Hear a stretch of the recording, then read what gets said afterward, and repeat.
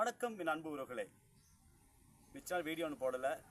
இன்றைக்கி ஒரு புதுவிதமான ரெசிபி கத்திரிக்காவில் தயிர் பச்சடி செய்து காமிக்க போகிறேன். வாங்க அதுக்கு எப்படி செய்யலாம், அதுக்கு தேவையான பொருட்களை பார்த்துக்கொள்ளலாம். கத்திரிக்காய் தயிர் பச்சடிக்கு தேவையான பொருட்களை பார்த்துக்கலாம். கத்திரிக்காய் இந்த மாதிரி வெட்டியிருக்கிறேன். நீ எந்த வடிவம் வேணாலும் கத்திரிக்காவை மிக மெல்லிதாக வெட்டி கொள்ளலாம். உப்புத்தூள், மிளகுத்தூள், கடுகு, வெந்தயம், வெள்ளைப்பூடு, தயிர், கருவேப்பிலை தழை, காஞ்ச மிளகாய், வெங்காயம்.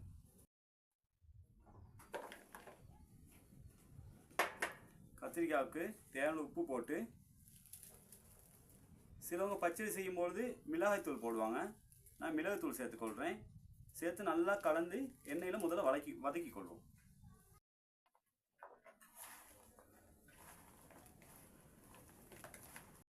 பாத்திரத்தில் எண்ணெயை சேர்த்துக்கொள்வோம். சூடான பிற்பாடு இந்த கத்திரிக்காவை நல்லா வதக்கிக்கொள்ளும். போட்டு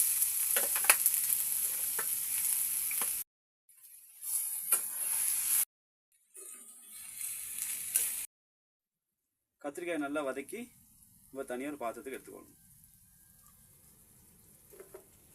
ஒரு பாத்திரத்தை தயிர் சேர்த்துக்கொள்ளும். தயிரை நல்லா கரைச்சிக்கொள்ளும்.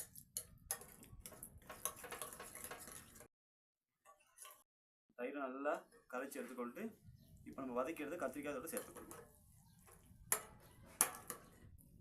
கத்திரிக்காய் தயிர் பச்சடிக்கு தாளிப்பு செய்து கொள்வோம். ஒரு பாத்திரத்தில் எண்ணெய் சேர்த்துக்கொள்வோம். எண்ணெய் சூடான பிற்பாடு கடுகு எண்ணெய் சேர்த்துக்கொள்வோம்.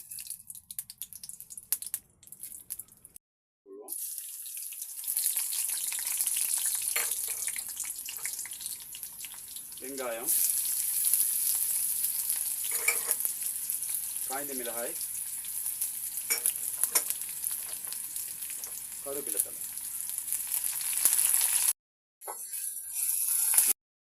அந்த தாளிப்பை நம்ம அந்த கலந்து வச்ச கத்திரிக்காய் பச்சடியோடு சேர்த்துக்கொள்ளும்.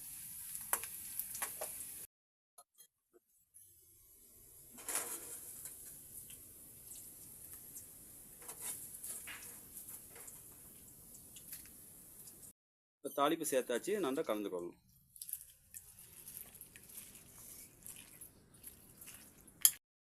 சுவையான கத்திரிக்காய் தயிர் பச்சடி ரெடி. இந்த வீட்டை ட்ரை பண்ணி பார்த்துட்டு கமெண்ட்டில் சொல்லுங்கள்.